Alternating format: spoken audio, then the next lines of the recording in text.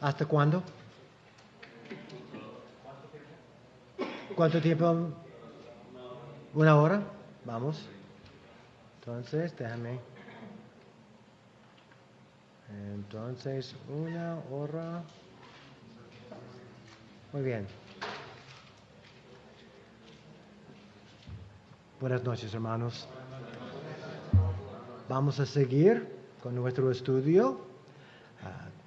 Yo, no obstante, quisiera comenzar con una palabra, una oración, una petición.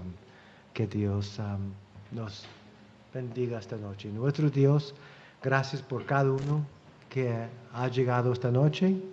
Hay muchos que no saben que estamos aquí reunidos esta noche, pues es parte de su providencia. Dios, por los que han llegado, usa esta noche de una manera que realmente va a dar forma a nuestro caminar por el resto de nuestra vida. En el nombre de Cristo, te lo pedimos. Amén. Amén. Muy bien. Hermanos, parte, como dije anoche, de lo que estoy haciendo, o sea, la cronología, realmente tiene que ver con el tiempo limitado que tenemos. O sea, si tuviéramos más tiempo, para cada sesión, entonces yo enseñaría de otra cronología, pero poco a poco vamos a acabar entendiendo, captando lo que quisiera compartir con ustedes. Ahora, vamos esta noche,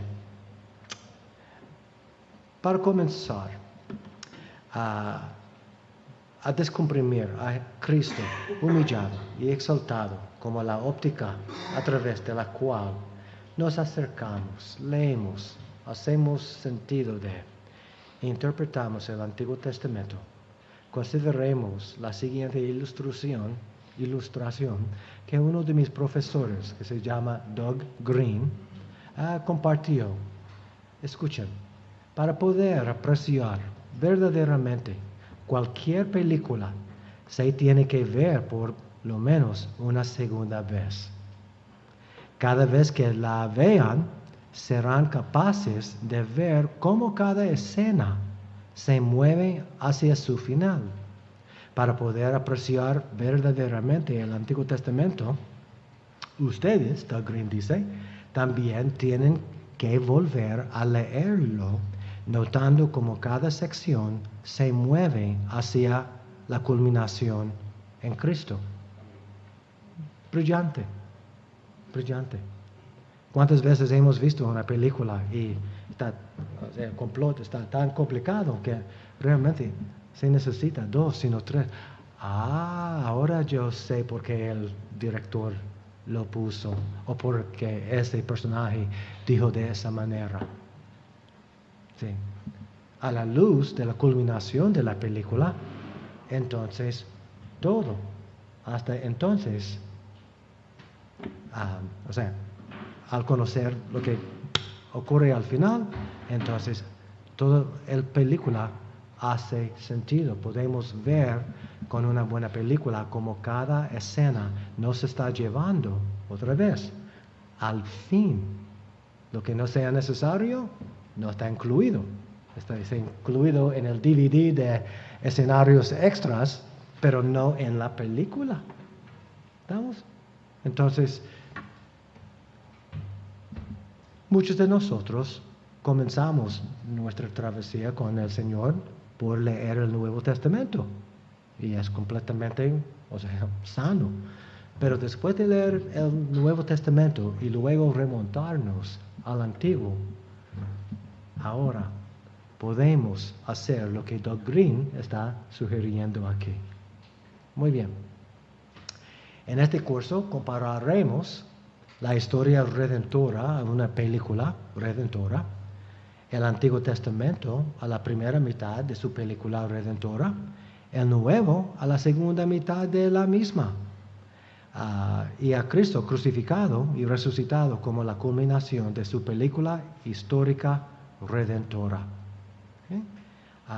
Hermanos, se usa esta frase historia redentora, o en este caso su película histórica redentora. Hermanos, los eventos ocurrieron en la historia. No tenemos fe en fe, sino tenemos fe en una tumba vacía. La tumba fue vacía y todos los enemigos de Dios quisieron guardar esta tumba. O sea, muchos expertos, agnósticos, ateos, a lo largo de los siglos han tratado de, o sea, por lo menos los 2 últimos siglos, desacreditar a Lucas. Y al investigar, o sea, los lugares que él mencionó en Hechos y en su Evangelio, ellos han concluido que la historia es verificada, o sea, comprobada. Y en unos casos, como Ramsey, un teólogo de hace unas décadas, o sea, él literalmente visitó a todos los sitios mencionados. Y él acabó, ¿qué? Dando su vida a Cristo. Porque Lucas, como historiador, es, o sea, campeón. Un campeón. ¿Estamos? Entonces, ahora es muy interesante en Israel. En Israel hay, o sea, los israelíes están desarrollando la ciencia de la arqueología. Y es muy providencial. ¿Por qué? Porque hasta más o menos hace 2 siglos, o sea, nadie ponía en cuestión la Biblia, pero más o menos hace 2 siglos, escuelas críticas se llaman, comenzaron a poner todo en duda.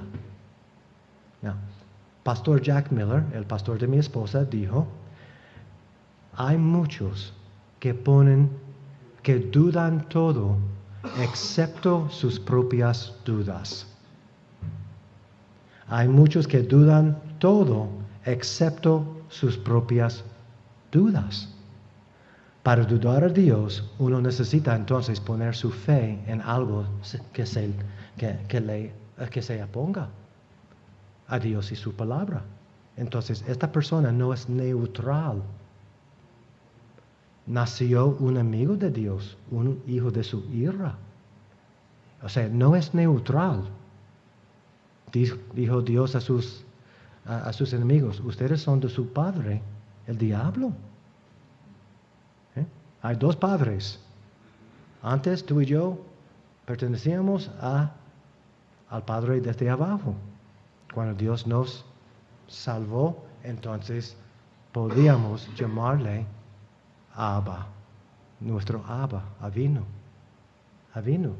Realmente uno que no conoce al Señor no puede entonces orar nuestro Padre en los cielos, sino nuestro Padre abajo, pero no arriba, no en el cielo. Se necesita ser su hijo para poder llamarle papi. Muy bien.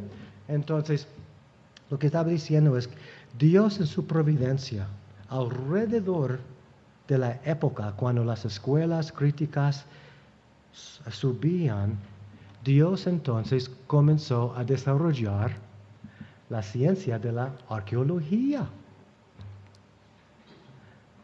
Y podíamos descubrir, y Dios aún daba, aún a los ateos, los dones para interpretar. O sea, las escrituras, los mitos de los egipcios. de los asirios, babilónicos, asirios, medo persas, etc. Y con cada descubrimiento, no necesitamos los descubrimientos para verificar nuestra fe, porque la palabra en sí es suficiente. Pero para contestar, a los, enemigos de Dios, entonces, no los salva, pero sí refuta muchos de sus argumentos, en los cuales están poniendo, el peso de sus almas. Entonces, muy bien, en Israel hoy en día hay muchos que están descubriendo muchas cosas. Los israelíes hoy en día, ellos tienen una agenda. ¿Qué es eso? Es propaganda política, porque ellos quieren demostrar a todo el mundo que la tierra realmente pertenece a ellos. ¿Estamos? Sí. Y con cada descubrimiento significativo, ¿qué pasa?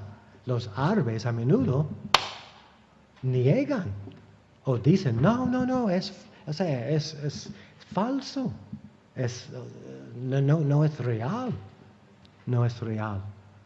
Entonces hay muchas discusiones, pero tú y yo, tenemos una tumba vacía. Vamos a poner nuestra fe en eventos históricos descritas e interpretadas por eventos históricos escritos en la palabra es suficiente en sí, pero cada descubrimiento nos también da razón para, alabarle. Muy bien. Entonces, por ende, mis profesores usaban la palabra, historia redentora a menudo. Con esto en mente, remontémonos al punto de la historia redentora cuando Jesús comenzó a revelarse como la culminación de su película histórica redentora. Puesto de otra manera, echemos un vistazo al punto histórico redentor cuando Dios les dio a Cristo crucificado y resucitado como la óptica para interpretar toda la película histórica redentora. Ahora, para poner eso en su contexto, es importante que sepamos cuando Jesús comenzó a revelarse a sí mismo como la clave antiguo testamentario. Sorprendentemente, Dios esperó un periodo de 40 días entre su gloriosa resurrección y ascensión a la diestra del Padre para revelar a sí mismo como la óptica del Antiguo Testamento.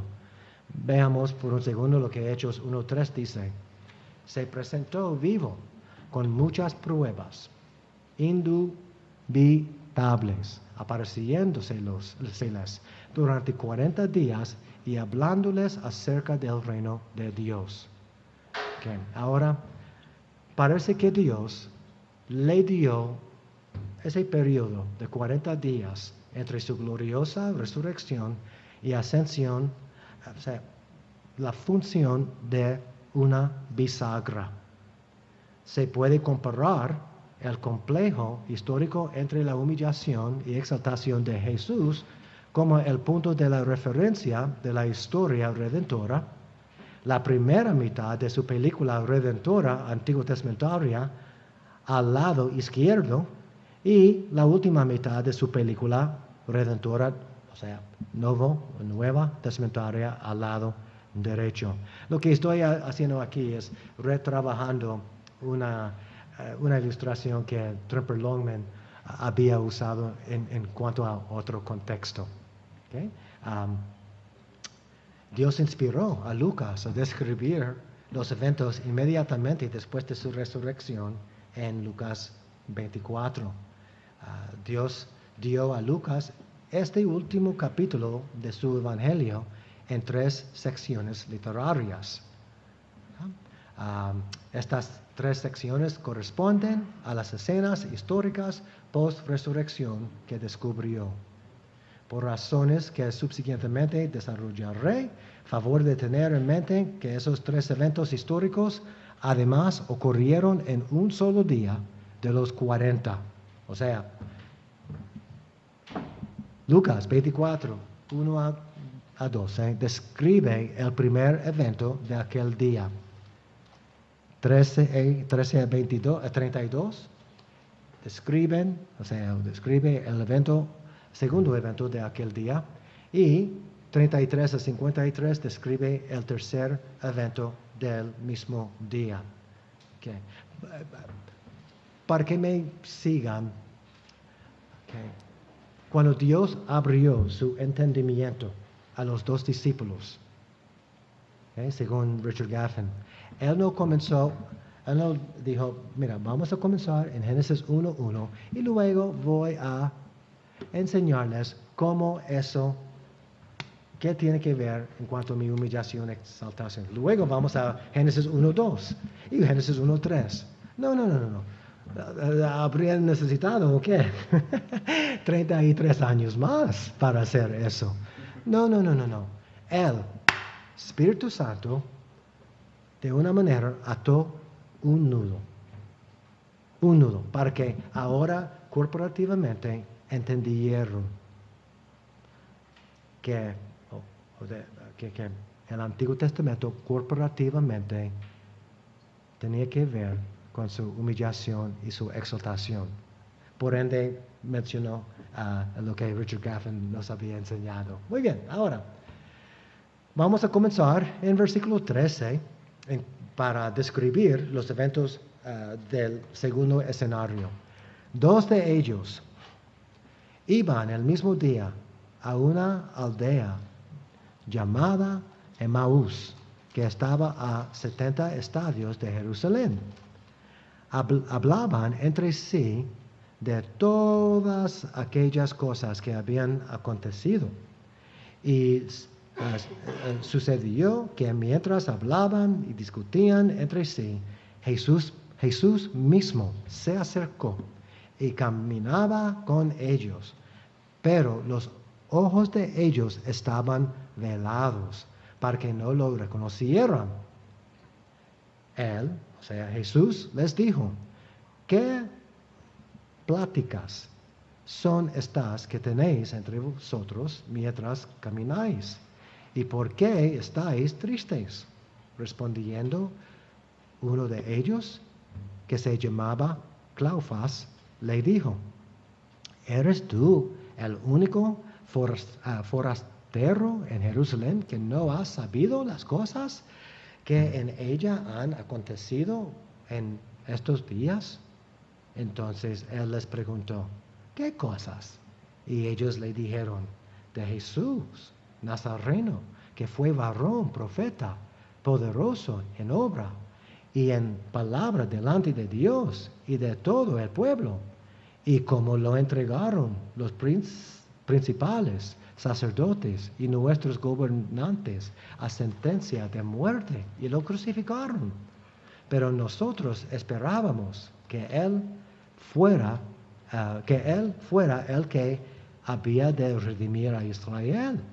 Sin embargo, además de todo, hoy es ya el tercer día que esto ha acontecido. Aún también nos han asombrado unas mujeres de entre nosotros, las cuales antes del día fueron al sepulcro. Como no hallaron su cuerpo, volvieron diciendo que también habían visto visión de ángeles, quienes dijeron que él vive.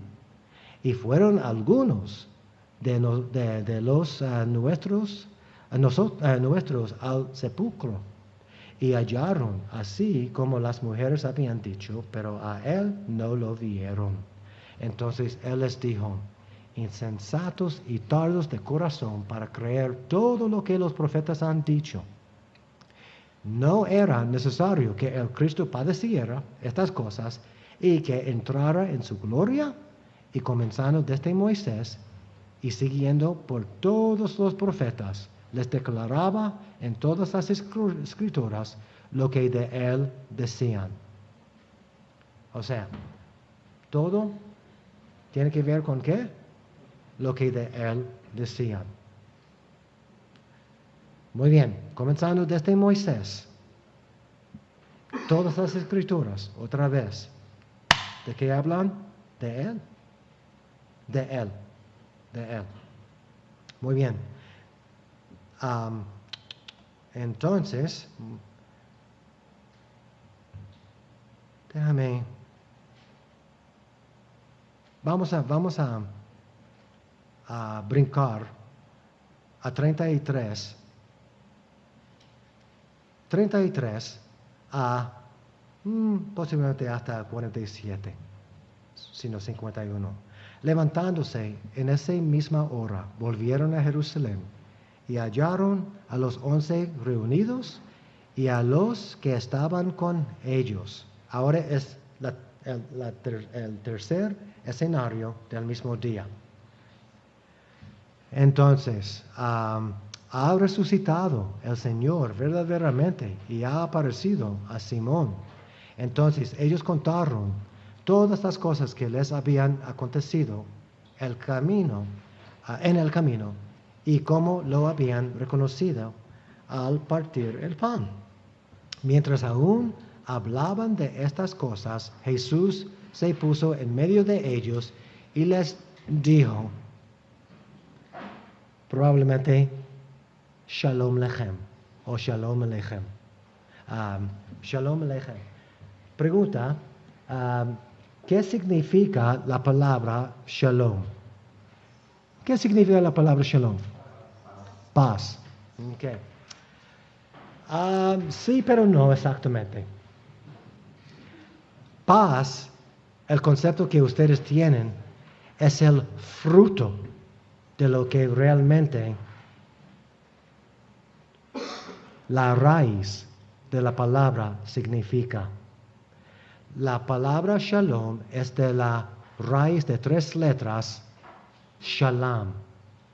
Shalom significa entero, holístico.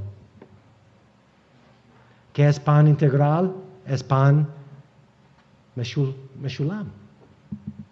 Pan integral, o sea, no es mezclado. Es 100% consistente. Igual. Yo podría decir, si fuera el sumo sacerdote, ustedes podrían decir, tú no puedes representarnos ante Dios. ¿Por qué? Porque mi camisa tiene costuras. Como tiene costuras, no es Shalom. Ahora. Es de telas diferentes. Aún el mismo color, aún de la misma tela, pero no es entera. No es completa. Cuando Dios dijo Shalom Aleichem, Él está diciendo que sean enteros. ¿Por qué? Porque me acababa de, en la cruz, hacerme a pedazos.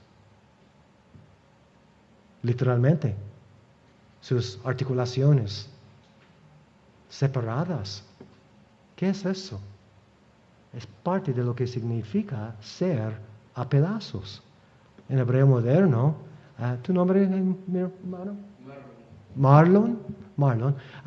En hebreo, si tú y yo nos vemos en la calle, podría decir, Ma shlomcha, Marlon, Ma shlomcha, ma que shlom, tu estado, ja, tú. ¿Cómo está tu estado? En otras palabras, ¿estás entero o estás a pedazos? Aparte del Señor, tú y yo, ambos. Claro que sí. Pero en la cruz, como alguien ha dicho, Jesús se hizo, bueno, Pablo dice eso, se hizo carne.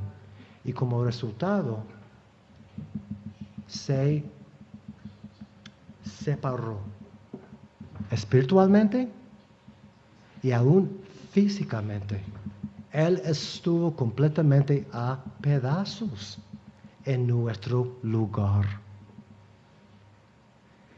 Tú y yo, de un sentido, Marlon, me recuerda de lo que mis profesores han dicho. Mis profesores de la Consejería Pastoral Bíblica de Westminster, ellos usan dos palabras para describir nuestra relación con el Señor. Por ejemplo, yo puedo con esta mano levantarla y decir, Dios es mi Salvador. Dios es mi Señor. Creo en Él. Estoy poniendo el peso de mi ser en Él. Pero a menudo, lo que se llama aquí la fe profesada o confesada, tú y yo, hasta que nos veamos con Él, también van a tener otro tipo de fe que se llama la fe práctica. Y la fe práctica es realmente como tú y yo caminamos ante Él. Entonces yo puedo con esta mano decir, aleluya, Dios es mi Señor. En Él estoy completo, entero, pan integral. Pero con esta mano, sí, después de un sermón, pastores han esperado en la puerta buscando elogios. Si realmente somos Meshulmim, enteros en Él, realmente necesitamos la aprobación de la gente. ¿Ven? Entonces, por un lado, yo puedo decir, sí, soy completo en el Señor. Pero, ¿por qué entonces necesito la aprobación de los demás? ¿Por qué no? Gracias, hermano. ¿Por qué lo que yo recibo a nivel vertical no es suficiente? Que necesito justificarme unas mentiras en cuanto a Dios, menospreciando sus provisiones completas, para entonces que a nivel horizontal tratar de completar la falta que percibo. Y Dios dice, Shalom Aleichem, Shalom Aleichem. Ya están o son enteros. ¿Pueden decir amén? Amén. ¿Y qué de esta mano? Pues si tenemos el Espíritu Santo a lo largo de los años y décadas, Dios poco a poco, el Espíritu Santo, vas a usar su palabra para que poco a poco descruzar, si es una palabra, o sea, soltar los dedos. De una manera u otra, tú y yo vamos a siempre, tener o tender a, pero al verlo, ¡pum!, una vez. Y luego en aquel día, nuestra fe práctica, donde las llantas tocan la tierra, van a corresponder perfectamente con nuestra fe profesada. ¿Estamos? Muy bien. Excelente. Incidentalmente, como consejeros, y espero regresar para hablar, unos cursos sobre eso. En la consejería pastoral, y aún desde el púlpito, como parte de lo que estamos haciendo por medio de las Escrituras es ver las promesas de Dios que se cumplen en la persona y obra de Jesús. Y luego comparar nuestra fe profesada con realmente lo que es nuestro Salvador práctico. ¿Verdad? Los teólogos hablan, si no tuvieras, la vida realmente tendría sentido. ¿Qué es ese espacio? ¿Verdad? Entonces, en la consejería pastoral, para realmente ver cambio duradero, no meramente cosmético, hay que entonces descubrir las mentiras creídas que están justificando la rebelión contra Dios. Y cuando uno entonces va del humo al fuego, entonces vamos a comenzar a ver cambios duraderos. Tú y yo, todos nosotros, creemos mentiras sobre Dios, las cuales usamos para justificar nuestro plan B. ¿Verdad? Muy bien.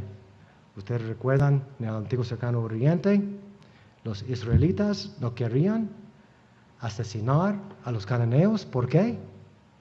¿Y qué si ya es noviembre y no hay nubes? Podemos morir. Ahora me desvío un poco, pero rápido. En capítulo 3, no coman de este árbol. ¿Qué representa? Que ustedes no van a poner todos sus huevos en una sola canasta. Entonces, hubo un árbol prohibido en el huerto. ¿Cómo Israel pudo haber interpretado capítulo 3? Y yo creo que realmente era un árbol prohibido porque el género es histórico. O sea, no es un mito, no es simbólico. Hubo. ¿Okay? De hecho, en Gálatas, Jesús colgó ¿de qué? Un árbol. ¿Para qué? La maldición llegó a través de un árbol y también la redención. ¿Ven? Pero capítulo 3 tenemos un árbol prohibido.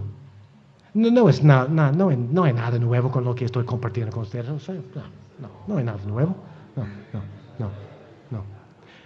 Entonces, comentarios, déjenme saber, porque no es un monólogo, por favor. Preguntas. Muy bien.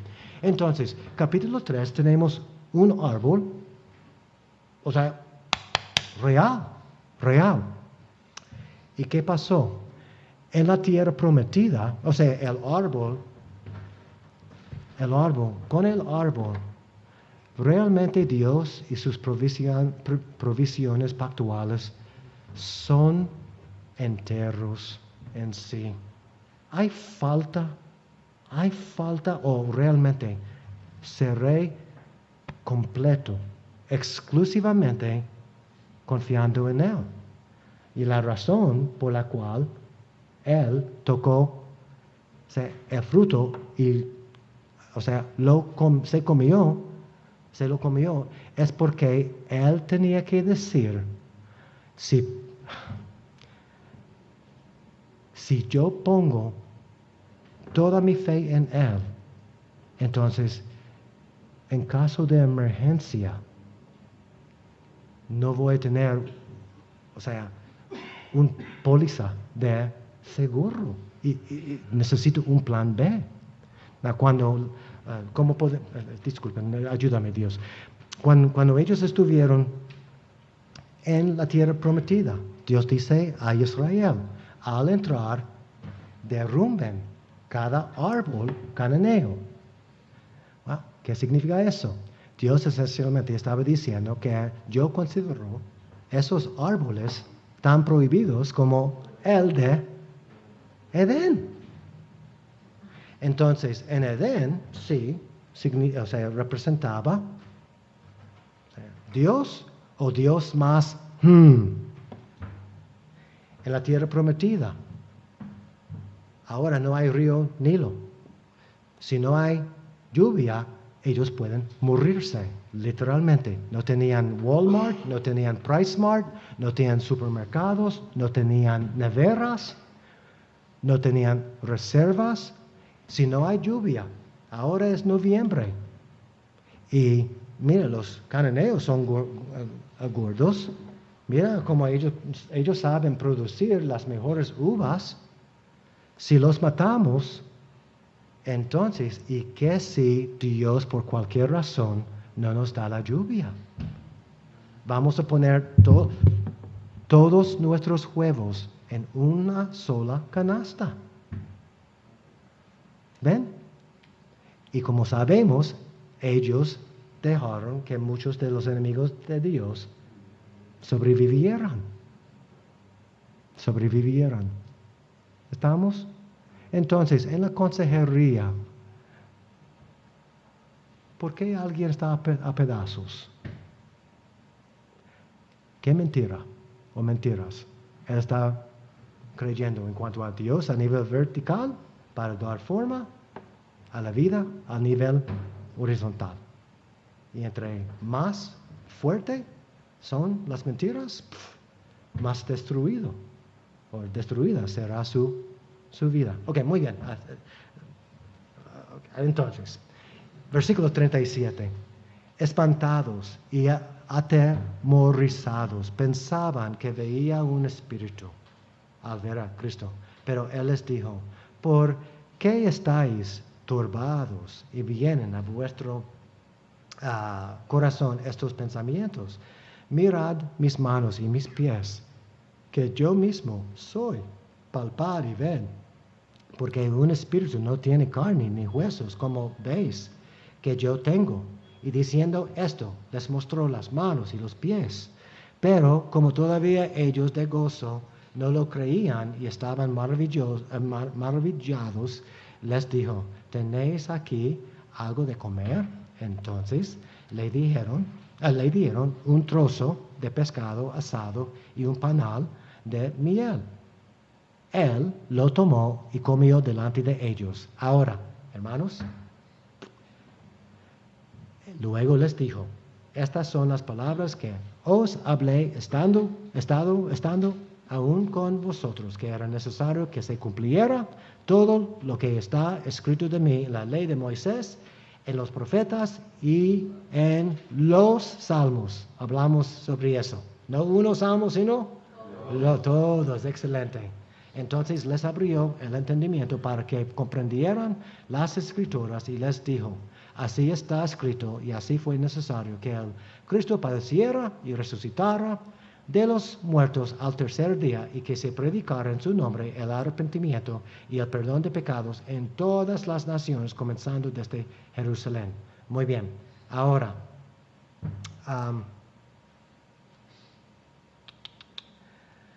como subsiguientemente veremos, Dios no solamente hizo a Jesús humillado y exaltado como la clave para entender la primera mitad de su película redentora, sino también para entender la segunda mitad nuevo testamentaria. Como veremos, Dios no solamente hizo a Jesús humillado y exaltado para interpretar el Antiguo Testamento integralmente, sino además el Nuevo. Déjeme explicar. Tal y como los mejores productores tejen las escenas de una manera integral, Dios realmente ha diseñado su película redentora histórica así. Por ende, escuchen, una buena ilustración. Como alguien ha sugerido, se puede comparar la vista de los discípulos a la vista de un hombre en un bote de remos que está sentado mirando para atrás mientras rema para adelante. A partir del día de Pentecostés, veremos a los apóstoles releyendo el Antiguo Testamento a través de Cristo humillado y exaltado. A partir de Pentecostés, los veremos reinterpretando el Antiguo Testamento cumplido en la persona y obra de Cristo con el fin de hacerlo la base de su mensaje apostólico nuevo testamentario. Wow. ¿Recuerdan, por ejemplo, cómo Dios había enseñado al rabino Pablo a releer el Antiguo Testamento con Cristo como su óptica? Hermanos, la receta que estamos a punto de reconsiderar es la receta bíblica para cualquier predicar. Primeramente, os he enseñado lo que asimismo recibí, que Cristo murió por nuestros pecados, conforme a las Escrituras, que fue sepultado y que resucitó al tercer día, conforme a las Escrituras. Esa, de 3 y 4. Otra vez, ustedes conocen lo que Pablo hacía. Pablo, de Antioquía hasta Chipre, luego Asia Menor, su costumbre era ir a las sinagogas esparcidas, todas las partes del mundo. Cuando Pablo llegó, diciendo que él era un rabino, un estudiante de ¿quién? Gamaliel, cuyo maestro era Hillel. Entonces, tienes una palabra del Antiguo Testamento. Él, comenzando con los rollos antiguos testamentarios, porque ellos no creían en Jesús, ni tenían los rollos. Pablo aquí dice que cada vez que él habló, él incluyó dos componentes, dos aspectos de la persona y obra de Jesucristo. Según las Escrituras antiguotestamentarias, que al grano fue el cuerpo de su mensaje, que Cristo, Mashiach, el ungido, murió por nuestros pecados, conforme a las Escrituras, y que fue sepultado y que resucitó al tercer día, conforme a las mismas Escrituras.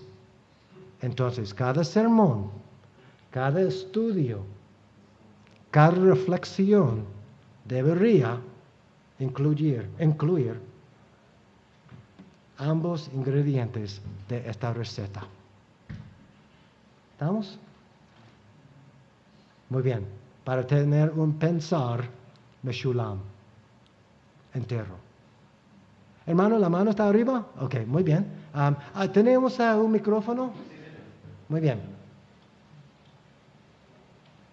Dale, hermano. Allá. Yo entiendo que los apóstoles, Cristo les enseñó cómo todo el Antiguo Testamento hablaba de Él. Excelente. Ahora, al momento de predicar un texto del Antiguo Testamento que no es citado en el Nuevo Testamento, porque no todo el Antiguo Testamento es citado por los apóstoles, debiera uno de interpretar ese texto a la luz de Cristo. Lo hago en referente a esta pregunta. Por ejemplo, Cantar de los Cantares. Cantar de los Cantares. Yo he visto y he leído interpretaciones de Cantar de los Cantares a la luz de Cristo. Martín Lutero lo hizo, interpretando que era la relación entre Cristo y la Iglesia. A la verdad que es una interpretación bastante forzada y que se ve forzada realmente, o por lo menos así lo percibo.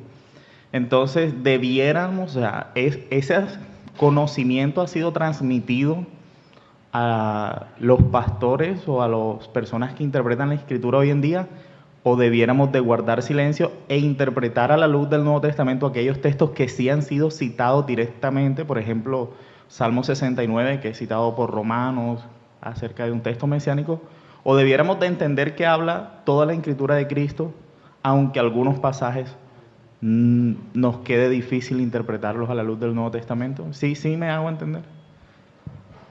Yo creo que hablamos sobre eso hoy, ¿verdad, Pastor David?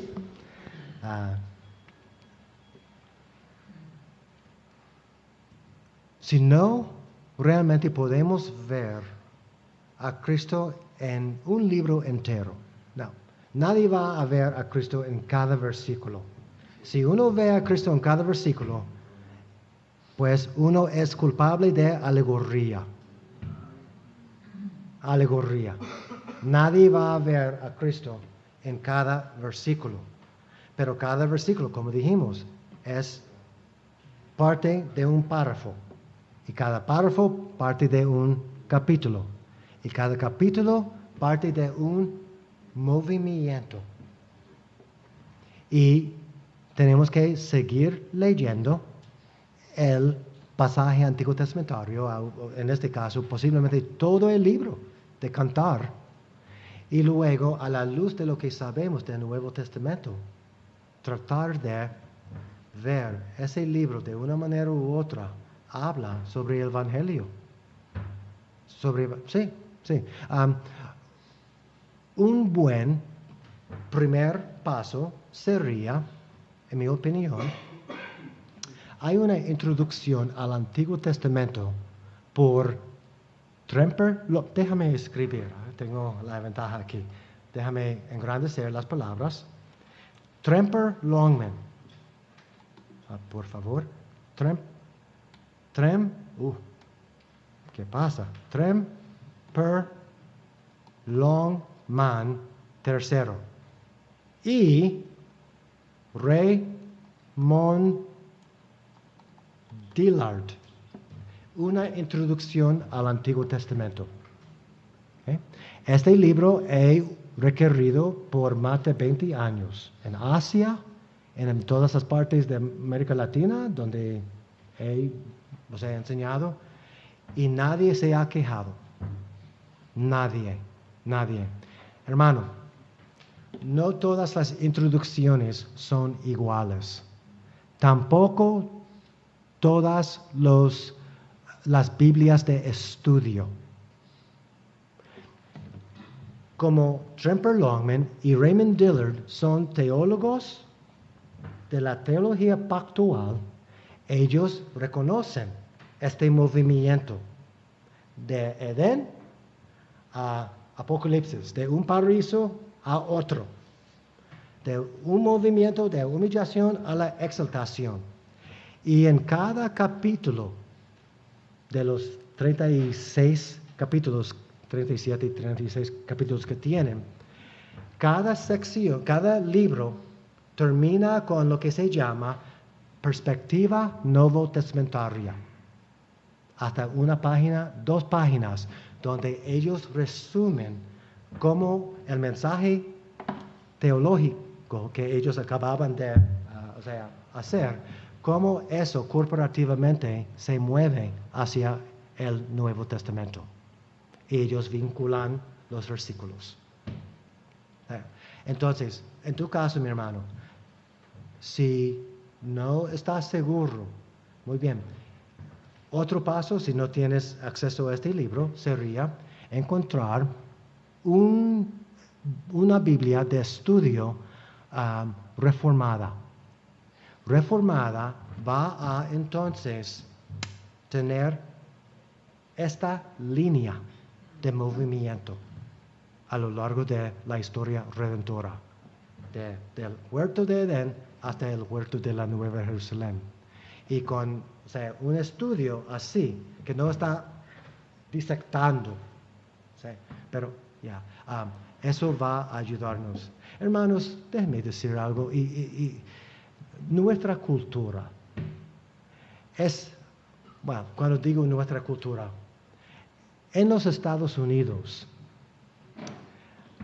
separamos todo. Hay aún platos que tienen sus mini paredes para separar, las papas de la carne, de los vegetales. Pero la mayoría del mundo no ni come así, ni piensa así. En Asia, todo, como un misionero ha dicho, se tira en un wok. Hay carros pequeños en la acera y hay gente con sus cartas o carruajes en la calle. Todo se mezcla.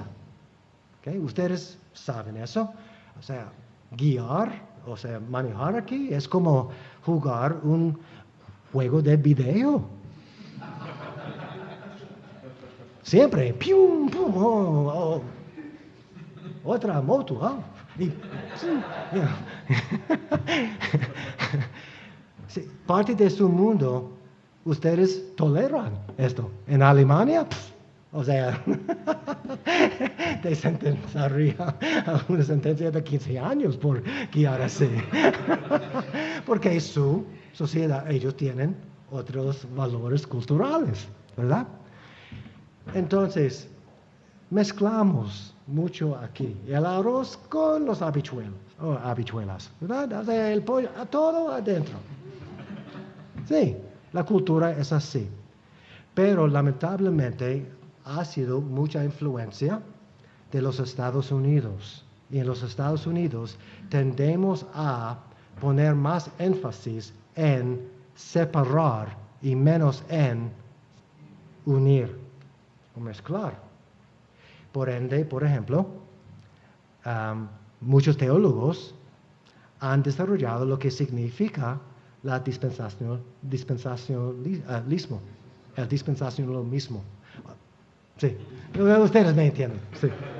¿Qué es eso? Es dividir. Es un plato con muchas paredes. Vamos a separar el arroz y los habichuelos, ¿verdad? La Biblia, Dios contextualizó la Biblia para una audiencia del Medio Oriente, donde ellos tenían una cosmovisión como el Oriente y como muchas partes de Colombia. ¿Ven? Entonces, en el antiguo cercano Oriente, no creo que ellos, hayan, hecho las separaciones con paredes tan rígidas. Lo que hicimos la otra noche en cuanto a Abraham. El pacto con Adán era para Adán, pero también era para Noé, porque con Noé esencialmente Dios continuó lo que había iniciado. Y Abraham, hablamos específicamente sobre Abraham. Los que te maldigan, Abraham, voy a maldecir. La promesa para Adán y la promesa para Abraham tenían a Jesucristo como el heredero escatológico. Entonces, si Jesús es el factor unificador, si Él es el punto de referencia, entonces las promesas no son para Abraham, sino para Jesús. De hecho, hablé sobre, en Israel, los israelíes están usando los descubrimientos para entonces decir, hey, mira, es nuestra tierra. ¿Sabe qué? De vez en cuando uno me hace esta pregunta. ¿A quién le pertenece la tierra prometida? Y mi respuesta es no para los israelíes y no para los árabes, sino para Jesús y los coherederos, que son parte de su remanente. Eso significa a unos judíos, a unos árabes y a unos colombianos. Taca, taca, taca. ¿Eh? La tierra no es para los israelíes, la tierra es para Jesús. Now, obviamente ellos tendrían muchos problemas con lo que estoy diciendo, pero también tenían muchos problemas con lo que Pablo dijo. Entonces, hermano, no se me olvidó de tu pregunta, pero tu pregunta es parte de una dinámica que tenemos que confrontar. Pensamos principalmente en ver las divisiones de las escrituras o más o menos como un conjunto, o sea, un movimiento orgánico que comienza con el primer Adán y termina con el segundo Adán. Cuando vemos las escrituras de esta manera y leemos introducciones al Antiguo Testamento como la de Tremper Longman y Raymond Dillard, y luego al comprar un estudio de la Biblia reformado que reconoce lo que estamos hablando, entonces vas a ver más vínculos entre los poemas eróticos de ellos y la unión entre Dios y su novia. Sí, hermano. Dale tiempo, mi hermano, dale tiempo, pero sí, ese libro es difícil de interpretar, pero, o sea, los poemas eróticos entre el hombre y su esposa realmente tiene su cumplimiento en la boda entre Dios y su iglesia, la unión. Sí, hermano. Simplemente para corroborar algo que le acabo de escuchar ahorita, la enseñanza de las dispensaciones está totalmente incorrecta. No. Mi punto es que en el primer lugar deberíamos ver el walk. Cómo se une. Y luego, sí, ver las diferencias. Por ejemplo, en el Medio Oriente, en el Oriente, el acupuntura. Eso proviene de una cosmovisión. La idea es darle para que todo el cuerpo fluya como uno. O sea, no es accidental que salió del Oriente, porque es parte de su cosmovisión. Confucianismo. La idea es perderse, acabar siendo parte de algo, o sea, más holístico, o sea, pero no, la Biblia es clara en cuanto, sí, somos individuos, pero también somos parte de un cuerpo, o sea, ambos son importantes, pero lo que estoy diciendo es, cuando estaba en Israel un año, a menudo, uno se asustaba cuando hablaba sobre ciertos pasajes del Antiguo Testamento. Y en una ocasión, uno me dijo, no puedo aceptar tu postura teológica, porque si te la creyera, entonces, ¿qué eso significaría?